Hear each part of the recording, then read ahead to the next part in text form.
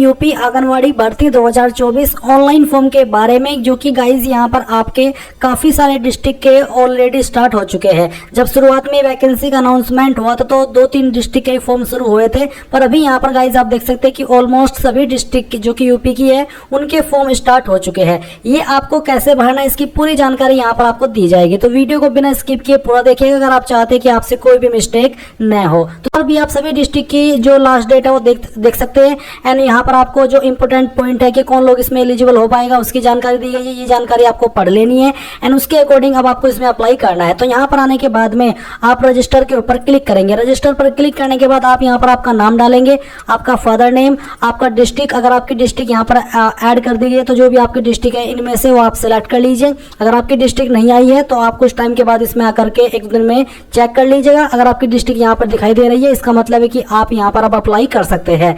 इसके बाद गाइज आप आपका मोबाइल नंबर डालेंगे, आपका आधार नंबर डालेंगे, ईमेल आईडी डालेंगे, कैप्चा कोड डालेंगे और फिर रजिस्टर के ऊपर क्लिक करेंगे। रजिस्टर पर क्लिक करने के बाद में आपने जो नंबर यहाँ पर डाला उसके ऊपर एक ओटीपी गया होगा, वो ओटीपी आप यहाँ पर डाल देंगे और उसको वेरीफाई कर देंगे। उसके बाद गाइज आप यहाँ पर लॉगिन के पेज पर आएंगे और आपको यहाँ पर आपका जो मोबाइल नंबर अभी आपने रजिस्टर किया वो यहाँ पर डालना है, ये कैप्चा डालना है और लॉगिन के ऊपर क्लिक करना है। अब जो आगे का इंटरफेस है वो मैं आपको एक अन्य वीडियो से दिखा रहा हूँ, क्योंकि गाइज यहाँ पर प्रॉब्लम आ रही है वेबसाइट में थोड़ा ओपन होने में, इसलिए मैं आपको अन्य वीडियो से एजुकेशनल पर्पज के रूप में जानकारी दिखा रहा हूँ कि कैसे आपको बाकी का फॉर्म भरना है। तो आपको वीडियो को देखते रहना है। नाउ गाइज आपके सामने यहाँ पर कुछ ऐसा इंटरफेस आएगा जो कि आप वीडियो में देख सकते हैं। यहाँ पर आपसे व्यक्तिगत विवरण मांगा है तो आपको एक एक करके यहाँ पर अपनी जानकारी इसमें फिल करनी होगी। जैसे कि पहले आप यहाँ पर आपका डिस्ट्रिक्ट का नेम सेलेक्ट कर लेंगे जिस डिस्ट्रिक्ट से आप अप्लाई कर रहे हैं। उसके बाद में आपको यहाँ पर परियोजना का एक ऑप्शन मिलेगा, तो आपको यहाँ पर आपकी परियोजना सेलेक्ट करनी है। आप नोटिफिकेशन में आकर के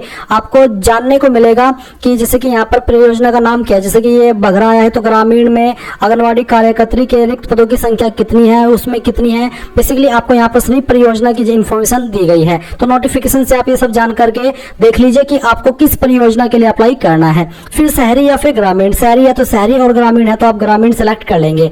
फिर आता है ग्राम पंचायत वार्ड का नाम, तो जो भी है वो आप यहाँ पर सेलेक्ट कर लीजिएगा। जो भी आपका ग्राम पंचायत है आपको यहाँ पर देखने को मिल जाएगी। इसके बाद नए पंचायत का नाम आप देंगे। फिर आपको रिक्त आंगनवाड़ी केंद्र का नाम यहाँ पर सेलेक्ट करना है। उसके बाद आवेदिका का नाम हिंदी में, तो आपको यहाँ पर श्रीमती या फिर कुमारी जो भी आपका नाम है पहले तो ये सेलेक्ट करना है और उसके बाद में आपका जो एग्जैक्ट नेम है वो आपको यहाँ पर आगे लिखना है। जो नाम आपका 10th के सर्टिफिकेट में वो नाम आप यहाँ पर अब लिखेंगे और उसके बाद आपको यहाँ पर आपका नाम इंग्लिश के अंदर लिखना है। फिर आप यहाँ पर आपके पिता का नाम एंटर करेंगे। उसके बाद में आपको यहाँ पर आपकी माता का नाम देना है।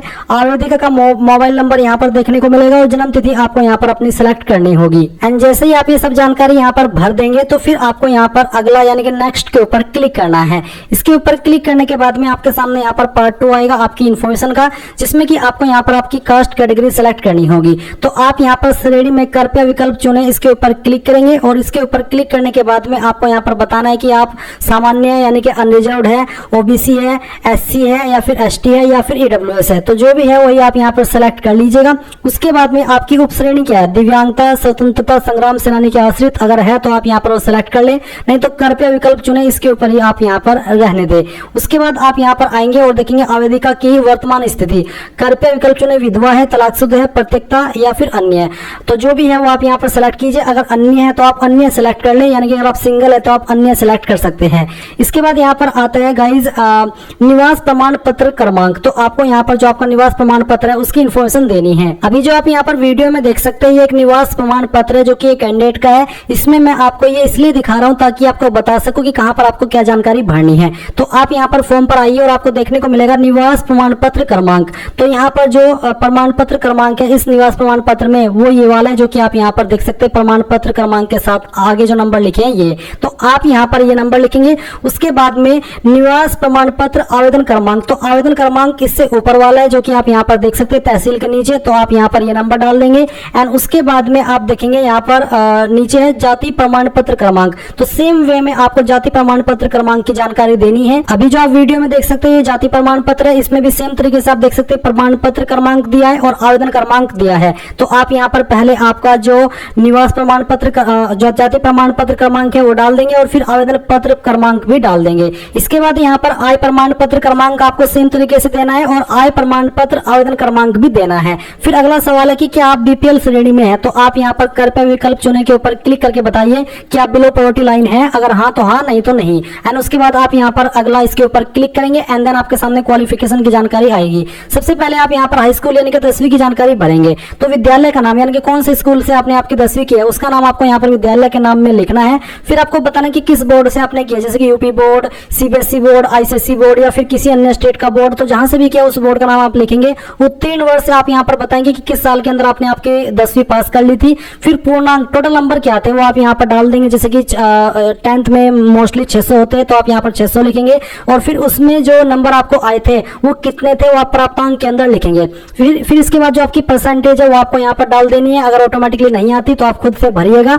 और इसके बाद में आपको यहाँ पर जो आपकी 10th की मार्कशीट है वो अपलोड करनी है और फिर जो आपकी सनद है वो आपको अपलोड कर देनी है। अगर आपकी मार्कशीट और सनद एक ही है तो दोनों में आपको सेम फाइल ही अपलोड करनी है, अलग अलग नहीं करनी। इसके बाद सेम तरीके से आप 12वीं की इन्फॉर्मेशन भरेंगे, जहां पर आपको 12वीं के स्कूल का नाम, फिर 12वीं के बोर्ड का नाम, 12वीं का पासिंग ईयर, फिर 12वीं के जो टोटल नंबर थे वो जैसे कि 500 और फिर कितने नंबर उसमें से आए थे वो आप प्राप्तांक में लिखेंगे, परसेंटेज लिख देंगे, 12वीं की मार्कशीट और उसकी सनद। और फिर से कहूंगा कि अगर आपकी मार्कशीट और सनद एक ही है तो दोनों में आप यहाँ पर एक ही अपलोड कर दीजिए। पहले क्या होता था, पहले मार्कशीट अलग आती थी और जिसमें जो एक इन्फॉर्मेशन लिखी होती है आपका बोर्ड नेम, आपका रोल नंबर, वो अलग होता था। अब वो इकट्ठा आता है, तो इसलिए यहाँ पर ये दो ऑप्शन डाले गए हैं, तो आप कंफ्यूज मत होइएगा।